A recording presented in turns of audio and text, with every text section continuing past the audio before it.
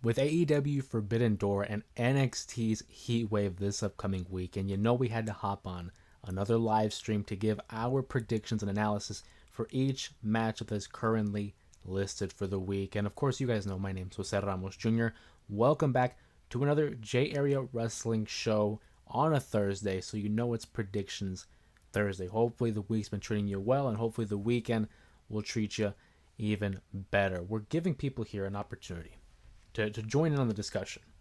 And for people who are long-time viewers of the channel, members of the J Area, members of the Main Event Mafia, you guys already know the only way to partake in these live streams is to be a subscriber. So if you haven't already subscribed to the channel, make sure you do so to join in on the conversation. As I do with every live stream, I look forward to these to hear from you, to hear your point of view, to hear your questions and comments regarding the state of professional wrestling in a world that is ever evolving, whether it is in WWE, whether it is in All Elite Wrestling, Total Nonstop Action, AAA, getting a little bit of buzz last weekend for Triple Mania 33.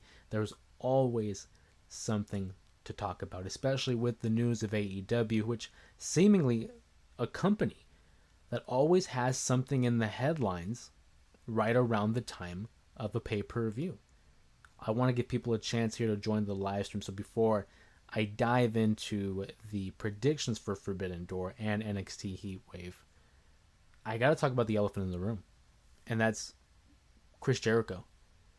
Chris Jericho, one of the greatest to do it, arguably has had a little bit of a down spell in AEW as of late with the whole learning tree gimmick. But I think it should go without saying that he is one of the best to do it. An individual who has found ways to reinvent himself countless times. Whether it was as the conspiracy theorist back in WCW, whether it was the Millennium Man in 1999, whether it was Y2J, whether it was the best in the world at what he does, the heel arc that he had back in 2008, Chris Jericho has found himself in many stories that have spanned over the course of companies. Look no further when he became the Painmaker in New Japan, and obviously became Le Champion in AEW. And now there's being some rumors and speculation that there is an opportunity for a little bit of a reunion for the WWE and Chris Jericho. Maybe mutual interest. Of course, it's being reported that Jericho's contract is coming to a close at the end of the 2025 year. So does that open the door for a return to the WWE? Obviously, in professional wrestling, the common saying is never say never. We've talked about this before on the stream. I've been asked, hey, do you think Jericho will make a return? And I've always said, you know what? I don't think yet. I think eventually he will, for two reasons. One, the Hall of Fame. It's a distinction that a lot of people want to discredit, but ultimately it is nice to be highlighted in such a regard with other professional wrestlers. Also, at the end of the day, the WWE, for better or for worse, is the end-all, be-all in pro wrestling. It's not necessarily the only show in town, but it is the one with the most pair of eyes on it. So people want to be associated with the WWE. Plus, he has a long, storied history with that company. And I'm sure that both he and the powers that be would be interested in a reunion in WWE. I'll take a turn here to look at the chat here, welcoming Tyler, Dion, two members of the Main Event Mafia. I appreciate you both as well for the time that you've spent here on these lives, consistently showing up, consistently asking your questions, and adding to the conversation. Tyler says what's up. Dion says what's up. How are you doing, my friends? I'm glad to see you again, as always. Tyler says, please like and subscribe and share your pro wrestling friends or people. It's always a big, important thing, I think, to support not only just content creators, but the community that we have built here in terms of pro wrestling fans to support one another. Over the past couple of years, pro wrestling fans online, and obviously I'm not going to say everybody, it's important to not lump everybody together, but there has been a level of toxicity online with certain groups of professional wrestling fans, but ultimately I think we all should be supportive we should all come together and support the one thing that we all enjoy together, and that is pro wrestling. I've never understood why we need to tear down other companies or other fans. For me, that's not what it's been about. That's not what it's been about. So I agree 100% with Tyler here, and that's liking and subscribing all members of the content creators in the pro wrestling realm, or just your favorite content creators in general. We're all having fun here in this crazy world of the internet. Reese in the chat as well says, "What's up? What's going on, Reese? Glad to see you here on a Thursday for another live stream. I appreciate you for choosing to spend your time here with us, talking about Forbidden Door and NXT Heatwave, two upcoming PLEs that the WWE and AEW will be producing. You guys already know my stance on the counter programming that has been done in the WWE this last year and a half. I'm personally not a fan of it, because as a fan of pro wrestling, I want to be able to watch everything and everything. And when you do counter programming, it's like you're forcing me to choose. You guys have heard me do the whole spiel. Will I be watching both shows? Yeah, I'm going to do my very best. Maybe one's going to take precedence over the other, but regardless, I told you guys it is my responsibility, it is my obligation, it is my honor to keep you all up to date with pro wrestling, even if that means stretching myself into two different people. But with that being said, as we continue to welcoming members here into the J area, Tyler says, "Are you looking for mods in the YouTube channel?" I've had this discussion with Sanfran about adding that, and it is something that to look into, certainly. But I appreciate the curiosity, Tyler. I always try to keep you guys up to date with any updates with the channel, so I do appreciate the interest. NXT Heatwave, I do want to tackle that one first. Obviously, thumbnail, the title, is really centered around AEW Forbidden Door, but to me, NXT Heatwave, with all due respect, is the lesser of the two events. I'll be tackling that one first. NXT, I enjoy the product, but when you put it up against AEW and counter programming, I'm probably going to line up with AEW. They have been consistently producing pretty good pay-per-views in the last couple of years. Their TV shows might be hit or miss for some fans, but their pay-per-views are usually to always deliver. The NXT Heatwave event have multiple titles on the line. I'm going to start with the Tag Team Championships, as Hank and Tank will be defending their championship against Dark State. Dark State had so much potential, in my opinion, with their introduction to the NXT universe, and especially their interference in TNA as well, as to be this next group of hungry young stars who are seeking opportunities and are just taking it and having their way with whoever, quite frankly, is in their way. But to me, they haven't really been doing much with them. I feel like they've been thrown together and just a piece for tag teams and thrown together groups like, we saw Femi, Moose, Javon Evans, and Trick Williams come together against them. I haven't seen anything of substance with them. Truthfully, I look at the team of Dark State and I don't see it personally.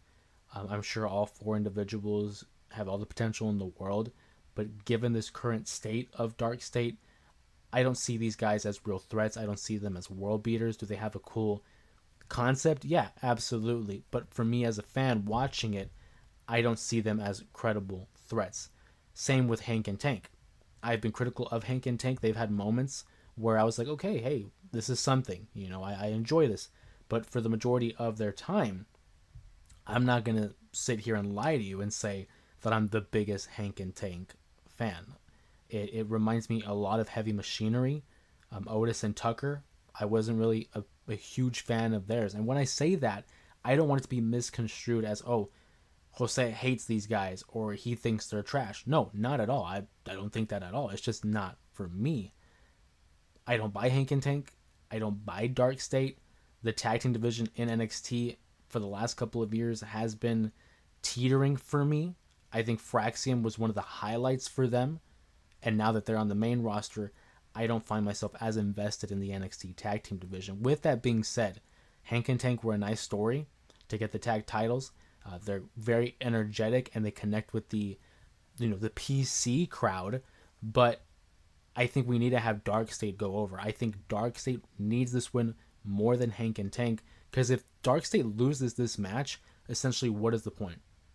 What was the point in introducing them and creating this threat by Dark State? They win, then okay, maybe we can start getting the ball rolling. Maybe we can start having some credible matches and have these guys just wreak havoc over the locker room. Have tag teams step up and say, you know what, I'm going to be the guys, or I'm going to be part of the team to defeat Dark State. But if Dark State loses this matchup, to me, the gimmick's dead. I don't understand how you can move on with that. If they can't beat Hank and Tank, why would I believe that they can beat anybody? With all due respect to Hank and Tank, but why would I believe that they can beat anybody when they can't beat this comedy tag team? They need the win. One, they need the win. As a professional wrestling fan, in order for me to buy into them, they need to win. But also as the analytical approach that I sometimes do here, I teeter on biased and unbiased, they need to win. So I got Dark State winning. I feel like that's what they're going to be doing. I feel like that's the only move. Because otherwise, it's not going to work. It's just not going to work. But I tell you what is going to work for me. The upcoming triple threat match. The women's division NXT. Now that's working. I mean, we're talking about Jada Parker, Kalani Jordan, Lola Vice in a triple threat match to crown the new number one contender for the NXT championship. I'm down. That's 3 solid stars in the making, if anything. Jada Parker has that electricity. She has that connection with the crowd. Kalani Jordan has all the athleticism in the world. She has the intangibles needed to be a legitimate star. And then Lola Vice, I mean, she got both of them. And I feel like what they've been doing with AAA, using her as an opportunity to integrate more of the NXT stars in AAA. We saw her have that matchup at Triple Mania. She's had a bit of appearances on their show as well. I think Lola Vice would be a tremendous pick here, but I also feel like that might be the obvious pick. I feel like they're probably going to want to use her more with AAA as that bridging between the two, which I'm all fine for. But I also look at it as who could benefit from it right now. I look at someone like Kalani Jordan, and I feel like that's someone that actually could go up to the main roster pretty soon. Will she? I don't think so. I think that's probably going to be saved for maybe next spring or summer at earliest. But I definitely think Kalani Jordan is a dark horse for this matchup. I'm going to go with Jada Parker. She has the attitude. She has the brash confidence to go up against someone like JC Jane. I like the matchup as well. I was so close to picking Kalani Jordan, but I'm going to go Jada Parker. Because I think right now, she has that opportunity. And also, I look at the sense of Lola and Kalani, I think, could move up to the main roster. I think Jada still maybe needs a little bit more work. I'm not saying she's falling far behind, but I do think she could benefit from a major program in NXT as one of those main event stars for the NXT Women's title. I think that would benefit her greatly and help her in the long run for whenever she does make that jump to the main roster. Kalani, I think, would be fine. I think Lola would be fine. I feel like Lola needs a little bit more work in ring, but the athleticism is certainly there because of her background in MMA. But I still think Jada, just maybe a little bit work.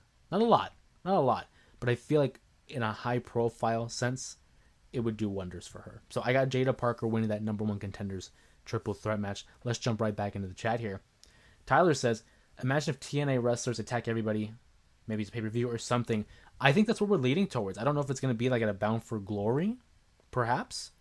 Maybe something in the fall for NXT. But I think we are gearing up for some sort of NXT versus TNA, invasion. I remember back, if you guys watch TNA wrestling, which I advise you to do so. After Trick Williams and JC Jane both became the champions, the babyface champions in TNA, the Hardys, Steve Macklin, Leon Slater, all stood in the ring and basically, unofficially, declared war against all outsiders, saying that you guys have 2 of our championships. We will stand here, we will defend these titles, and we will not let any outsider take these championships. Already setting in motion for what I think could be an exciting story between NXT and TNA. There's bits and pieces of it there. We've seen a lot of cross promotion regarding big stars. Trick Williams winning the championship and is being presented on TNA more often. Joe Hendry making a lot of appearances on NXT TV as well. So it's all there. It's just a matter of how do you want to go about it. Do you make it a full PLE where it's TNA versus NXT? Is it a central matchup? War games? Perhaps there is something to be had, I think, and I love the idea by Tyler here. Robert in the chat, what's going on? Sir Robert says, you, sir, are actually talking about Hank and Tank. That's an old Vince gimmick. It really is. It's the simple. It's something that's been used like so often and just plug and play. It is basically an old Vince gimmick, and I think that's part of the reason why it just doesn't work for me. It's outdated. There's no substance. There's no depth to it. Essentially, when these guys break up and one turns heel, because they always turn heel. Maybe we have something there, but for me, it's not. It's not. Dion says, I need to start watching NXT more. Not going to lie, in AEW. It's a lot of wrestling to keep up with, Dion. First of all, what's up, Dion? Appreciate you being in the chat as well. Good to see you, my friend. I do think that AEW, certainly, because the momentum is swinging back for them, they're doing great stuff. NXT is consistent, but there are some things that you could skip, like the tag team division. But I would recommend it. Check out the clips on YouTube, TikTok. That's probably the best way to keep up to date with them. But I would definitely try to go out of your way and keep up with AEW. Dethroned by Eli, what's going on? Says, top 5 theme songs, then I'll give you mine. Okay. By the way, what's up? What's going on? What's going on, buddy? Appreciate you. In no particular order, because I'd have to really think about it. For me personally, top 5 theme songs, I gotta go Metalingus, Edge. It's a basic answer, but it's a great theme song. It really gets you hype. It gets you going. I certainly wouldn't mind having it as my theme song at all. Another one for me personally is Cult of Personality by CM Punk. That speaks to me on so many different levels growing up as a teen and having that, pipe bomb era of CM Punk. It's one of my favorite songs of all time, not necessarily just for pro wrestling entrances, but just music in general. I never get tired of it, and it really helps when there's a wrestling theme that escapes the world of wrestling and it can become universally accepted. Obviously, Living Color is a real band and they have real music. Shout out to Living Color as well, which is actually a reference that I have every time I open up a live. I say live and in Living Color. It's a shout out to the band as well as the popular 90s show in Living Color. A little bit of trivia there for our fans. Those are 2. I have one in mind from WCW, but I don't know if I want to say it. You know what? I'll say it. Sting. I think Sting's Crow entrance theme is one of the best. I'm going to go for my personal, not like top 5 all time, but just my personal 5. So I've already said Punk. I've already said Edge. I think Sting's is fantastic. Just the vibe it gives, it really puts you in perspective of what the character was going through at that time, as well as just the aura surrounding Sting. I gotta go with that for 3. For 4, I'm simplistic. I'm very simple. I like just give me what you got and just make it simple. Right to the point. Stone Cold Steve Austin. I saw here, Dion says Disturbed Stone Cold. That's a really good one. Stanford and I were just talking about that yesterday, how great of a theme song that is. I love the Disturbed one, but I'm going to go with the classic. So that's already 4. For the 5th one, I don't get tired of. Triple H is really good too. The Game by Motorhead. That one might be a placeholder, but I got to think. Oh, Trevor in the chat. First of all, appreciate you so much, Trevor, for the super chat. Benoit's theme, unfortunately. Benoit, okay. I'm going to put a pause on my top 5.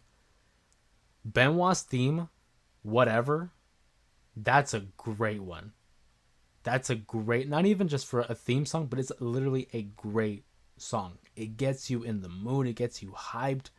It gets me ready to run through a brick wall. I'm going to tell you that right now. Oh, and it's a shame that they didn't perform it for like 18 years just recently because obviously of circumstances that took place back in 2007. But whatever, man. That's a good pick. That's a great pick, Trevor. I want to go back to Dion here. Says Disturb, Stone Cold. That's a great one. Randy's current theme. Great one. RVD's is a good call. Gangrel's a good one. Kane is a good one. I think I'm gonna have to go with you on that one. I think I'm gonna have to go with Slow Chemical, for Kane. That's such a good one too. So yeah, I'm gonna lock that in. And if I had to rank them, I'm probably gonna go at number five. At number five, I'll go Sting. At number four, I'll probably go Kane. At number three, I'll go Austin. At number two, I'll go Punk's Close to Personality. At number one, I'll go Metalingus, Edge's theme song. Shout out to Muhammad. I see you, buddy. Happy Thursday. Hope you're doing well as well. Slow Chemical. Elias's first theme. That's a good callback. Ken Shamrock's a good one. Basic Thugonomics. All about the X Factor. Hey, if you guys remember X Factor, let me know in the chat. Mussolini, says Muhammad. Say his name and he appears here. San Fran. Voices. Mohammed was a good one. No more words is a good one. San Fran, I'm baking pizza and it reminds me of the FBI theme. Shout out to Nunzio. Edge, I did say the Edge one. Muhammad says, I walk alone and Burning in My Light's such a good one. I like Voices, Randy's current theme, but Burning in My Light will always have my, it's a special part for me, for Burning My Light. I Walk Alone's a really good one, accompanied with the pyro. Certainly. Great calls here. I love it. Go ahead throughout the duration of the stream. Make sure you guys share your favorite theme songs as well, whether it's top 5 or just your favorite in general. Share them in the chat below as we continue on with our predictions here. We talked about the women's division. I would be remiss not to talk about the TNA Knockouts Championship. There will be another triple threat match. It'll be JC Jane, the double champ, that will be defending her title against 2 TNA Knockouts, one being Masha Slamovich, the previous champion, and Ash by Elegance, who is the current reigning and defending one half of the TNA World Knockouts Tag Team Champions. It should be a fun matchup. I struggled with this one personally. I don't think Masha wins just because she just dropped that title. I think it's too soon. And I see Ash, and I'm like, well, that'd be a nice little surprise. I can't see it happening either. I think JC Jane still has a little bit more to do with this double title era of hers. I don't think she drops it just yet. I want to see it move forward. Again, Masha winning it back really ends the story prematurely.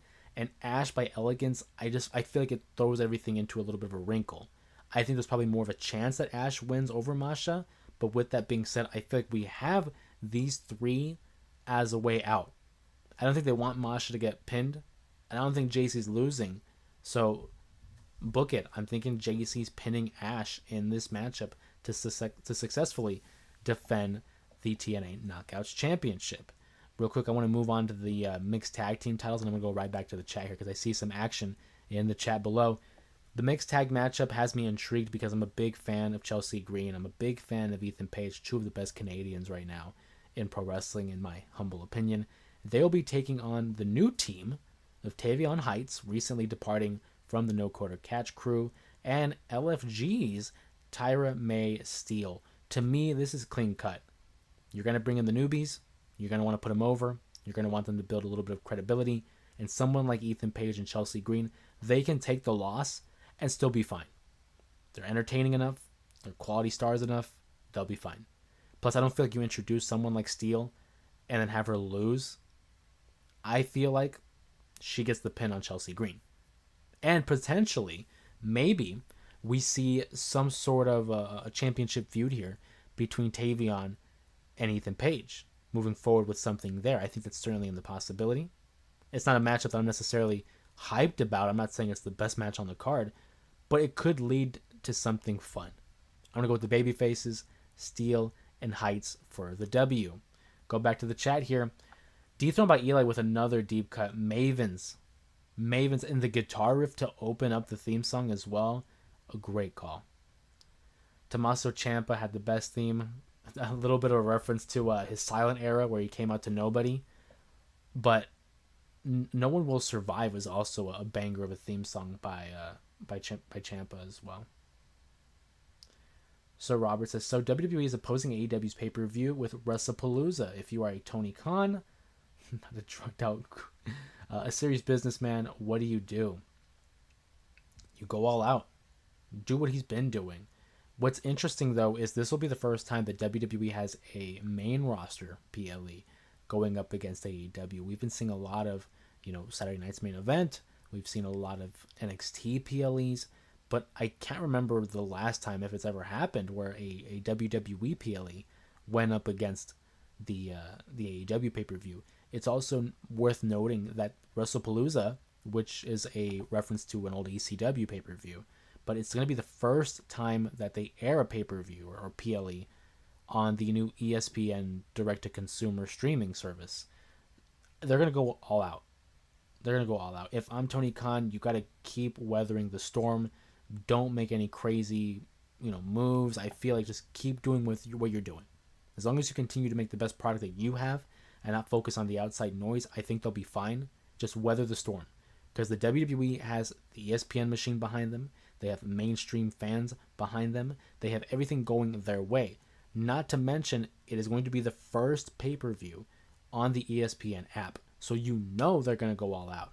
Tony Khan already has it in mind that they're going to go all out. As long as he can leave with his head held high, whatever happens at WrestlePalooza, that's fine. But unfortunately, he's going to have to accept that night is probably going to go to the WWE's favor. Unfortunately. You got to take the hits. Victoria's All the Things She Says is underrated. That's a great one. All the Things She Says, that's a good one. Love that pick. JC Jane's on fire now. Double champ. Trevor, so Trevor brought up Dan Severn back in the 90s for you Attitude Era fans. Bray Wyatt is Bray Wyatt had just great theme songs all across the board. I mean, you talk about the Cult Leader one, you talk about the Fiend one I really liked, and then Shatter, his most recent one, obviously being used now by the Wyatt Six. 3 for 3. 3 for 3. Trevor also goes on to say AJ's Lone Wolf, Evil Ways. That's a good one too, but I'll always go with Get Ready to Fly. Hearing him come out to Get Ready to Fly at Slammiversary was awesome. I'll always side with that one. Are AEW and WWE beefing? I mean, essentially. I mean, whenever you have promotions, it's like Coca-Cola and Pepsi. I mean, like, they're not necessarily beefing, but they are competitors against one another. So, yeah, I would say they are. I would say they are. Bret Hart's theme, again, Bret Hart's theme, simple, classic, though. Great theme. I like Bret's theme. I see Dion in there. I like Bret's theme. Nexus theme. Nexus theme's cool. We talked about Bray Wyatt not having any bad themes. I think Christian Cage, whatever you want to call him, never had a bad theme. Even his most generic theme wasn't that bad. He had the Brood theme for a bit there. Obviously, the Edge and Christian classic You Think You Know Me theme. He had the whole operatic Christian theme. Obviously, Just Close Your Eyes. The current theme. Christian Cage never had a bad theme. I think Cena versus Brock at WrestlePalooza. Yeah, I'm pretty sure that's going to be the main event. Right now, it seems that it's going to be Brock versus Cena at WrestlePalooza. And Cody versus Drew as well. That's not happening at Clash in Paris. They're going to give Cody some time here to film his scenes in the new Street Fighter film. So WrestlePalooza is probably going to be main evented by Brock and Cena, and then Cody and Drew somewhere along there as well. Moving back to predictions here in NXT, because I do want to get back to AEW eventually. Jordynne Grace will be taking on Blake Monroe, who been on fire since coming to the NXT brand. She had a great run in AEW. Now she's in NXT. I don't see them slowing her down. I think Jordynne Grace is fantastic. She'll be fine. Blake Monroe's going to get the victory here by heelish chicanery for sure. Because again, it's one of those things where you bring in someone new and you have them lose immediately. It's going to devalue their credibility. I think Blake Monroe is a hot commodity. Take that how you will. She's going to get the victory. And Grace is going to be fine. Paige's theme is a fire one. Great call there by Trevor. Dion says, what is WrestlePalooza? It's going to be the latest PLE, taking place September 20th, I believe was the date. September 20th, the same time as AEW All Out. It will be the first PLE that will be streamed on the new ESPN service, no longer on Peacock. That's going to be taking place. And it was also a throwback pay-per-view ran by Extreme Championship Wrestling back in the 90s.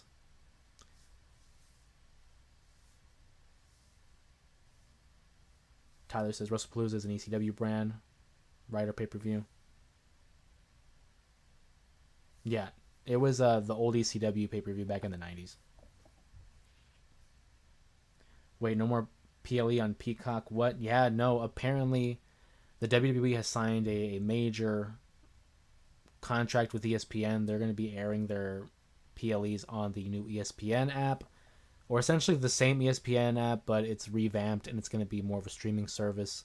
That's going to be moving forward. The only thing that will be on Peacock, as far as I know, will be Saturday Night's Main Event and the WWE Library. So all the historic events for the time being, because whenever that contract ends, we don't know where the library is going to go.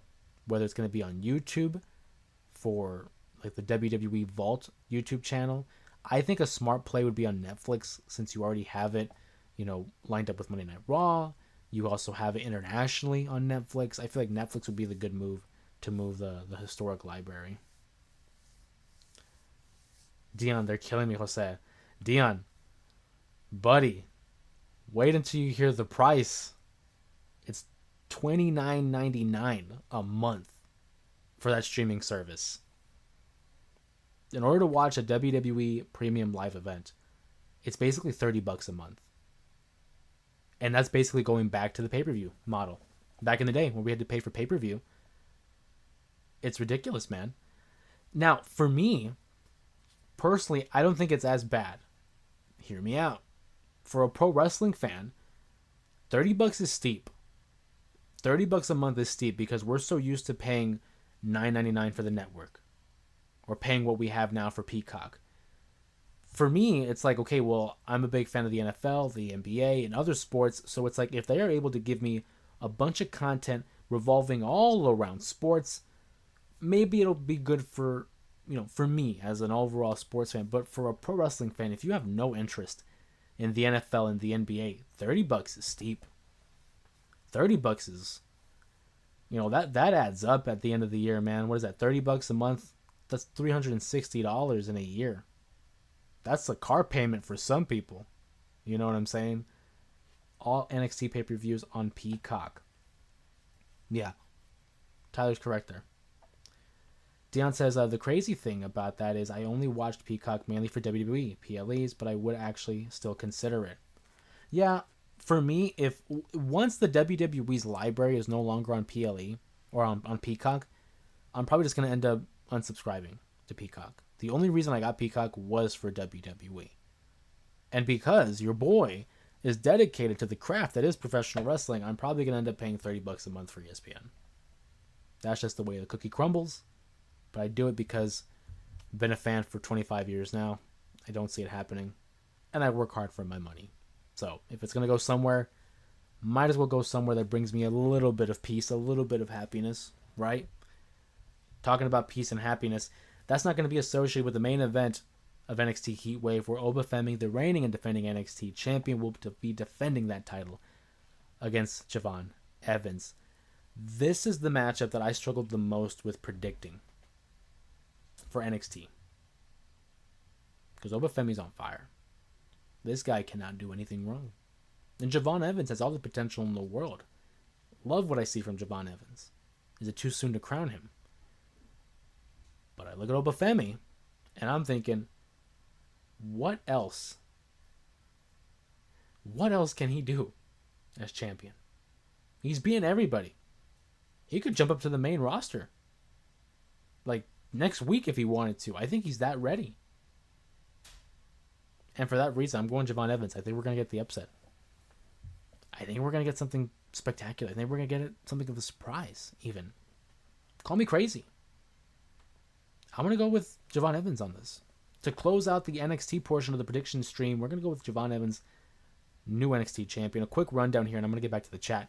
I have Dark State winning the tag titles. I have Jada Parker becoming the new number one contender for the NXT Women's Championship. I got JC Jane successfully defending the the TNA Knockout Champion. I got the mixed tag match going to the babyfaces, Tavion Heights and Steele. I got Blake Monroe beating Jordan Grace, and I got Javon Evans winning the new NXT Championship. Let's see. Sir Robert says stop playing wrestlers' music when someone is in trouble. Rundown. I'm with you on that one. Just run in and help. But you do it for the pop. You do it for the response. I'm fine with it for certain occasions. But most of the time, yeah, just run. It does crack me up when you have a guy like Jeff Hardy, a great bit, where he's running to the ring to help Matt, and he has to hit the move before he helps him. That's funny. Tyler, I hear you. They're killing us, man. $30 a month. I think TKO ruined WWE. It certainly made it more, business central. It's become egregiously obvious that it's very much business central. $30 is ridiculous, man. Dion says, so does that subscription come with the NFL package? If so, count me in. I believe it does. From what I understand is in the aspect of NFL and NBA, you're going to get like the majority of the national televised games.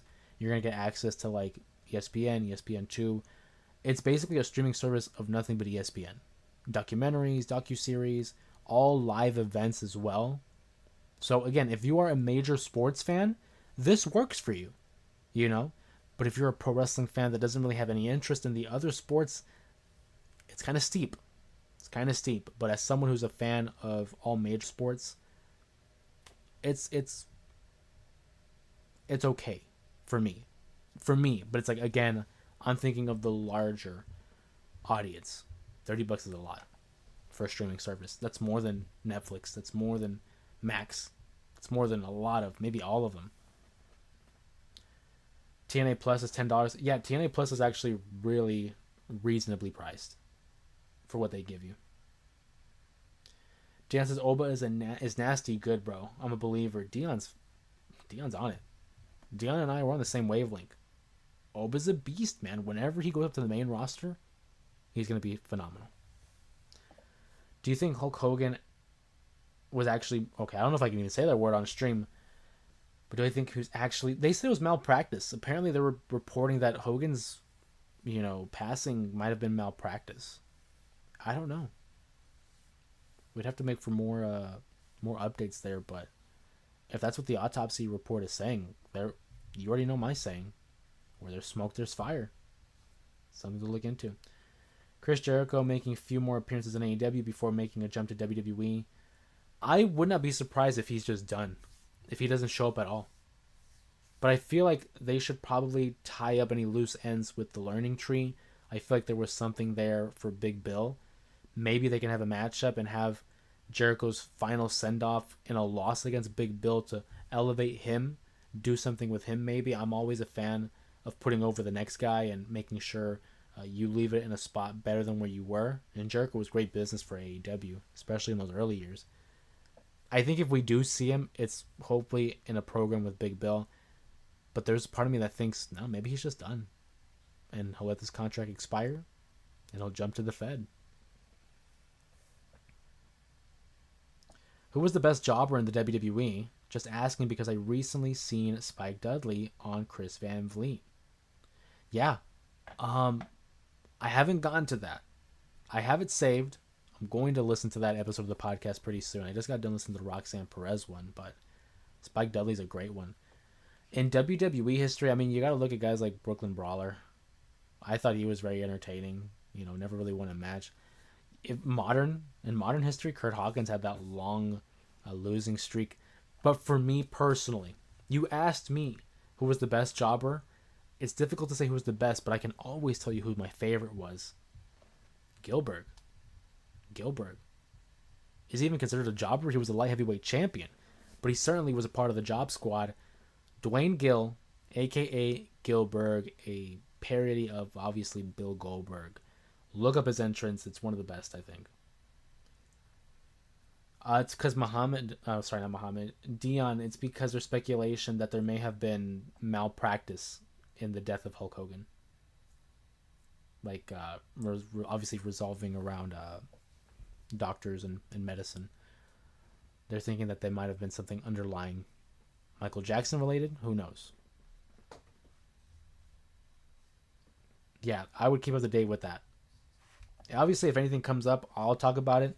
Until then, we gotta wait and see for more, speculation and words.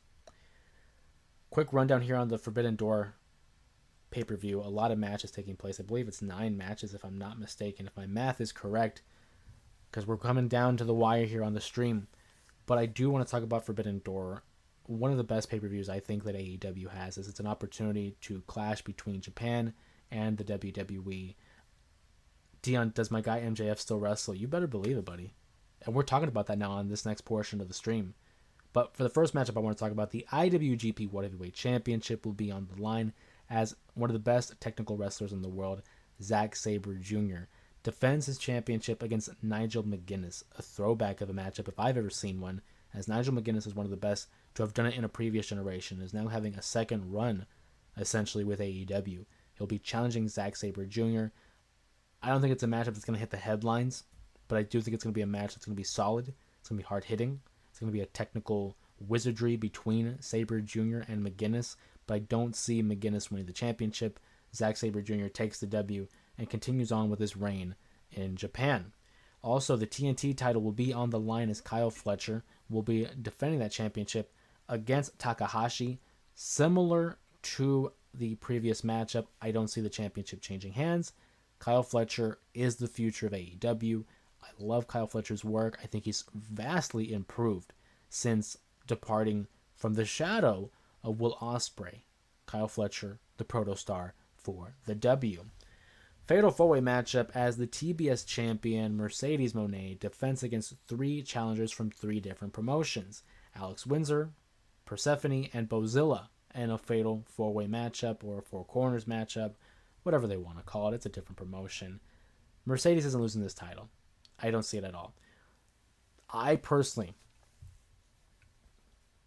now saying it out loud, I think Mercedes wins.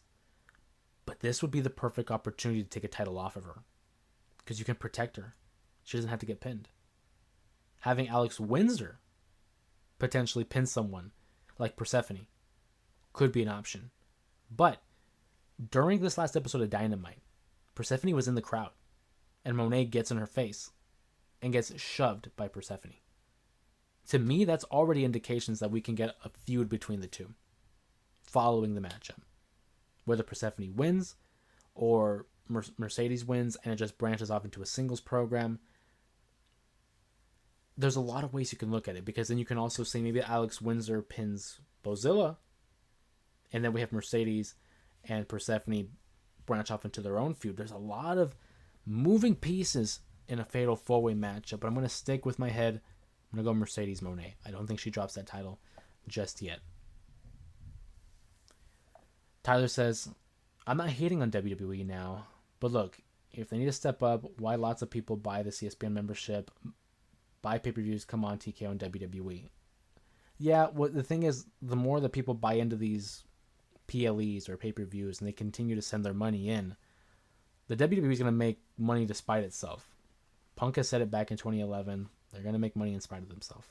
They're so successful right now that they can take some hits. They can take some criticism because they're just going to be bleeding out money, essentially.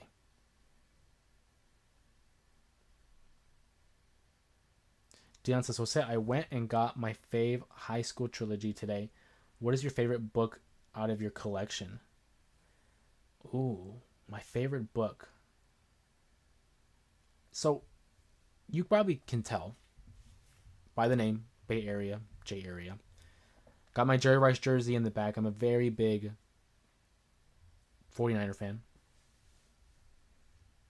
I'll have to pull out my little stand here for a second, though, because I want to show you.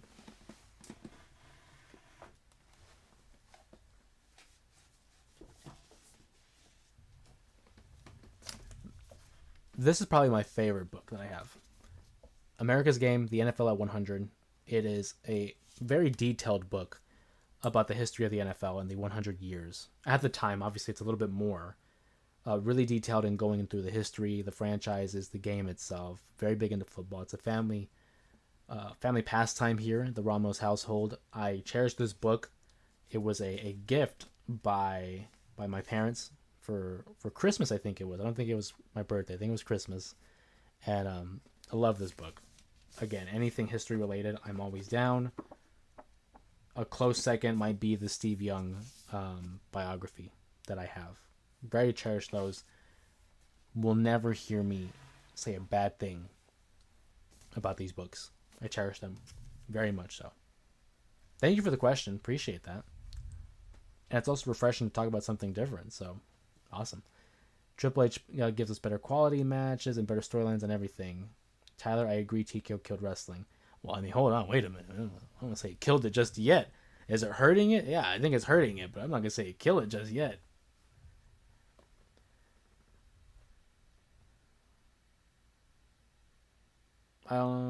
Sir Robert says, can everyone agree that Speedball Bailey is the worst thing ever? I've seen worse. I've seen worse than Speedball Bailey. Speedball's cool, but I have definitely seen worse. Like, I would rather watch Speedball Bailey than a Kali match, or than a Viscera match. No disrespect to them, but I just rather. Dan says, I only made it to the 4th episode of Unreal thus far, and I am wondering what is your opinions on this. I was a fan of Unreal. You know, I like seeing the behind the scenes stuff. I like being able to connect with these wrestlers and these stars on a personal level where you can become invested in Phil Brooks just as much as we're a fan of CM Punk and seeing the ups and the downs of the calendar year for professional wrestling. There's no off season. We talked about this in previous streams, and Unreal gives you such an in-depth look in the machine that is the WWE. There's a lot of people out there who were very against it because they thought it was exposing the business, but it's like, it's 2025, social media, YouTube, TikTok, people, they get it. It's a form of entertainment. I don't think there's such thing as exposing the business anymore. If it was in real time, like something happened on Raw, and then the very night they're like, well, this is how we did it, then okay, I can understand that. But we're talking about things that happened several months ago, and to me that's fine. That's fine. Doesn't bother me. I was a fan of it. I'm looking forward to the 2nd season of Unreal. If WWE moves to ESPN, in which they will have any chance of them changing the price? Well, they are going to the WWE is going to be in ESPN, in the streaming service. They're going to have every premium live event on that streaming service. I don't think they're going to change the price. No one knows who Mercedes' opponents are. AEW assumes you know. Fair. This is fair. But I also go back to last year at Forbidden Door, where Mercedes fought Stephanie Vaquer. I was not aware of Stephanie until her matchup against Mercedes, and that opened up a whole new catalog of matches for me. So even though I may not be familiar, or the average fan may not be familiar, it opens up a new door. And I'm always down for that. I'm never going to pretend like I know everything about everything. So if there's someone new, immediately I'm like, hey, I would like to know. I would like to know more. I would like to learn about this individual, learn about their craft, learn about their career. So I'm all about it. I'm down. Congrats on 7.6 followers, my friend, and I hope you get to see a million more. You deserve. You know what, Dion? I appreciate you, buddy. Thank you so much. That was very kind of you. You didn't have to go out of your way and say that, but it's because of devoted wrestling fans like yourself, people that the one thing I want to avoid. The one thing I want to avoid. I've seen a lot of content creators come online and refer to their followers or their supporters or subscribers as fans. I don't like the word fans. I don't like that. You guys have consistently been on the streams. You guys have consistently been here through, the low times when we were like 1,000 subscribers. We're now about to hit 8 pretty soon. I consider you guys friends. You guys are my friends in this community of pro wrestling. We are together, one community. We are together, a team. I would not be able to do this without you guys. And so shout out to Dion for the very nice words. And shout out to all of you guys in the chat below. Appreciate you guys. Love each and every one of you guys. Tyler says, do you think MJF versus Hangman Page is the right move? I think this is a good storyline between MJF and Hangman in AEW. I wish MLW needs a TV deal or something. I'm surprised someone like MLW doesn't have something. I think they're very much relying on YouTube, which is the smart play. YouTube's available to anybody with a source of internet, and I think that's all you really need nowadays. People don't really watch TV, they're streaming. So if it's on YouTube, that might just be enough. But to answer your question about MJF versus Hangman, I think it might be soon. I'll get to that more, which is a great segue back into the pay-per-view. The AEW World Tag Team titles, I got the Hurt Syndicate versus Bandito and Brody King, as well as FTR. Again, a triple threat match helps protect the champion so that they don't have to necessarily take the loss. I'm going to go FTR. I think FTR win the tag titles here, and I'll elaborate that more. So we'll come back to that. The AEW Unified Championship, I think Okada's beating Swerve. Swerve is dealing with a knee injury at the moment. Apparently, he's been dealing with a injured meniscus for the last couple of years, and he might need some time off. It's a double-edged sword there, because sometimes you don't want to know the behind-the-scenes stuff because it could influence your thoughts on a matchup. Had I not known about this injury, I probably would have picked Swerve, because I don't think Okada needs a title anymore. But because Swerve is dealing with this injury, I'm going to rock with Okada. Adam Copeland and Christian Cage will be teaming up for the first time in decades on a pay-per-view as they take on the team of Killswitch and Kip Sabian. This is an easy one. Cope and Cage go over for a great moment. Maybe we get a hug, a genuine hug. And I think because FTR wins the tag titles, we could see Cope and Cage challenge for those titles at some point because we know Copeland has beef with FTR. That's why I have them winning both matches. FTR, Cope, and Cage. Maybe it All Out, potentially. Maybe Full Gear. But I would think that's a future matchup in the cards. The Lights Out Steel Cage match is going to be anarchy. I mean, we're talking a lot of carnage. On the heel side, we have the Young Bucks. Claudio, Jon Moxley, and Gabe Kidd versus a stacked team. Kenny Omega, Kota Ibushi, Darby Allin, Will Ospreay, and Tanahashi. I mean, who's taking the pin on that team? Whenever there's a multi-person matchup, I always look at who's going to take the pin. I cannot see any of these guys taking the pin. Darby, no, he just came back. Ospreay, maybe, but I don't think so. Kenny, hell no. Kota, absolutely not. Tanahashi, during this final run, hell no. Absolutely not. I'm going with the baby faces. Team Kenny, Team Will Ospreay, whoever's the captain, it doesn't matter at this point. You can say Team Tanahashi. They're going over. And what I hope is going to be carnage, in a word. Looking forward to the matchup. As well as I'm looking forward to the Women's World Championship as Athena will be challenging against Toni Storm. I love Athena. Ember Moon was great in NXT. Underrated in the WWE. But she's not winning this matchup. Tony's going over. It's a kind of a waste of the contract, if you ask me, because I feel like Athena could have got a matchup anyway without using the contract. But I'm gonna rock with Toni Storm to successfully defend the World Championship. Finally, I'm gonna hit the World Championship real quick because I want to get back to this chat. You guys are live. You guys are alive on the chat, and I love it. The World Champion, Hangman Adam Page, defends the title against MJF. I don't think they needed this matchup this soon.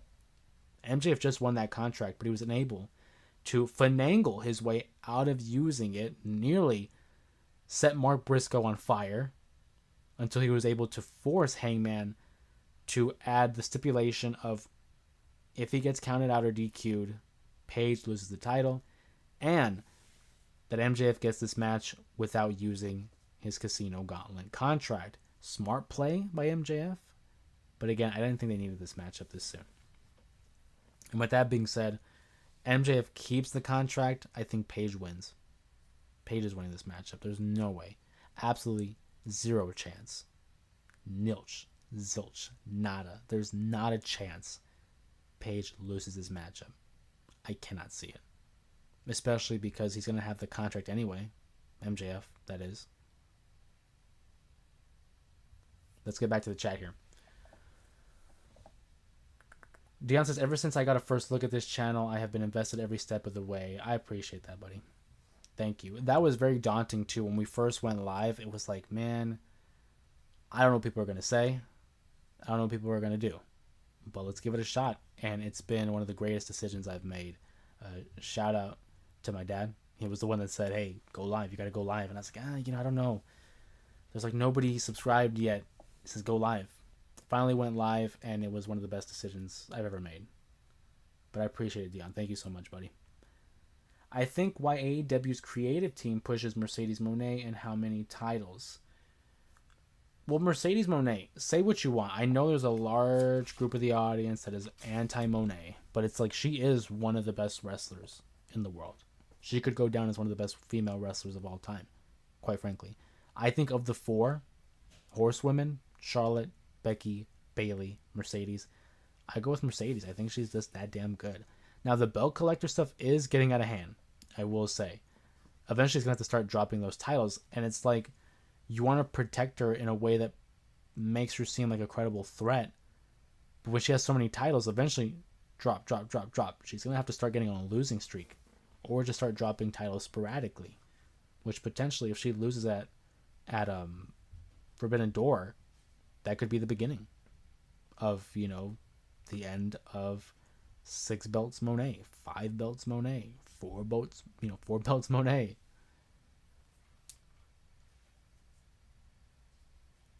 Tyler says, I'm not hating on, I know you're not. I'm just saying in general, like there's people who do hate on Mercedes.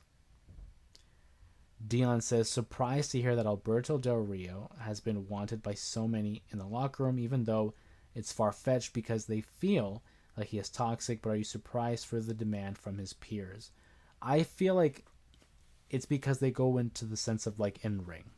They try to separate the artist from the art. And they look at his in-ring work, his work in AAA. He was one of the top baby faces in AAA. Still is. Apparently that's why they're booing El Hijo del Vikingo, is because he's the one that beat Del Rio. El Patron, whatever you want to call him, El Patron. I feel like it's just more business sense. Fans are the ones that are really pushing to keep him off of TV. But I mean, you look at Rey. Rey Mysterio even said during his speech for Conan that he's coming. Whatever. I don't know if he realized they were chanting for Del Rio or if it was Conan, but I am a little bit surprised that they would want to keep him back publicity wise.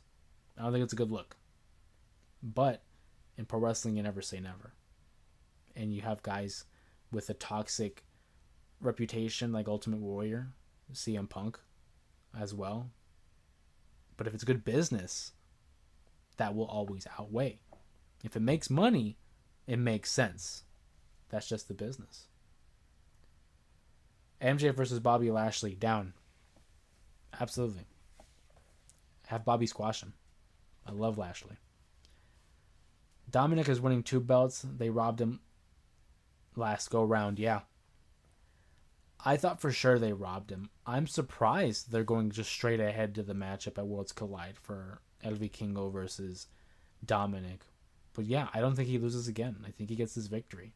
I would love to see Dominic as a double champion. Intercontinental and the AAA Mega Championship, sign me up. I'm a big fan of Dominic. He's one of my favorites. And for Def Rebel, who has generic theme songs, I think the Dominic theme song's pretty badass. I'm not gonna lie. You think Sasha's better than Charlotte? For my opinion, yeah, I would pick Mercedes. I would pick Mercedes. That's just my opinion, though. I mean, hey, I respect Charlotte for like all the greatness that she has accomplished and that she will accomplish, but it's just like, again, it's personal preference. I would even put Bayley over Charlotte personally. And maybe it's just because of evolution, because we've been able to see these women change over the course of time, and Charlotte just, for me, hasn't really done it. Like, again, Charlotte's good. I liked her matches against Rhea, her matchup against Becky. She's had solid matchups with them. Sasha, even, she had great matches with Sasha. But I'm never going to be like, oh, Charlotte Flair's going to wrestle. Can't wait to see that. It's not for me, personally. But I do love her stuff with Alexa. I think what they're doing between those two is entertaining. And it's bringing out a new side of Charlotte that we haven't seen. A more playful, energetic. It's different. It's not the queen Charlotte that we've seen for so many years. It's something fresh. I'm into that. So hopefully my stance on Charlotte will lighten up over the course of these final months of 2025. Because again, I respect Charlotte. I think she's one of the best to do it. But if you had me rank her, I'd put Mercedes over her. For me personally, I like that style more than Charlotte's.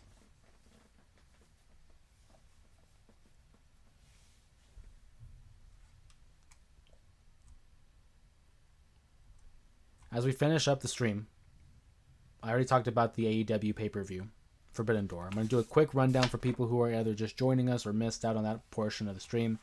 I have Nigel McGuinness taking the loss against Zack Sabre Jr. I have Kyle Fletcher successfully defending that TNT title. Mercedes Moné winning the Fatal 4-Way, although Alex Windsor might be a sleeper pick. I got FTR winning the tag titles. I have Okada defending and retaining the Unified Championship. I have the babyfaces going over in the Lights Out Steel Cage match. I have Cope and Cage defeating the formerly known Luchasaurus, now known as Killswitch, and Kip Sabian. Tony Storms retains, and Adam Page retains as well.